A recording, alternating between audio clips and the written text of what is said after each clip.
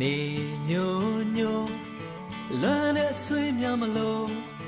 ကျုပ်တို့ရဲ့ရွာလေးကသချင်းတွေဆိုချိန်တန်ပြီဆိုစပါးကင်များမဲဆိုအိမ်ပြန်ချိန်ဆိုစနီးကြောလေးကကြို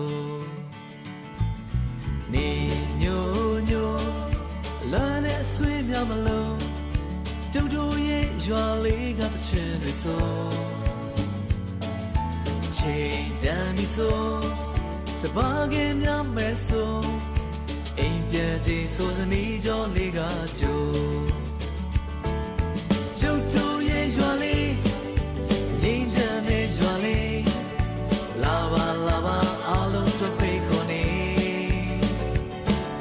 ကျုပ်တို့ရဲ့ရွာလေးဟိုဝေးကစိတ်လည်းတဲ့ရွာလေးလာပါလာပါအားလုံးတို့ဖိတ်ခေါ်နေ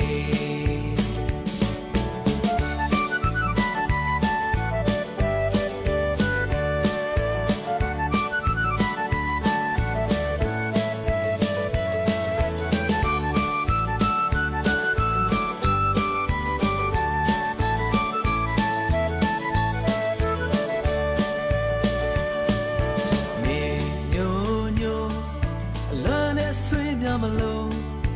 ကျုပ်တို့ရဲ့ရွာလေးကသချင်းတွေဆိုချိန်တန်ပြီဆိုစပါးကင်များမဲဆိုအိမ်ပြန်ချိန်ဆိုသနီးကြောလေးကကြိုကျုပ်တို့ရဲ့ရွာလေးငြိမ်းချမ်းတဲ့ရွာလေးလာပါလာပါအားလုံးတို့ဖိတ်ခေါ်နေ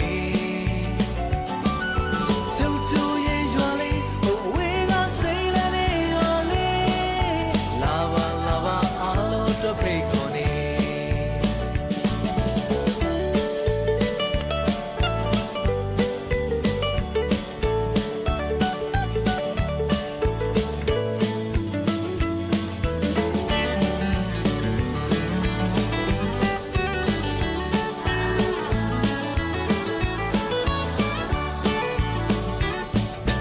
လူတွေဆို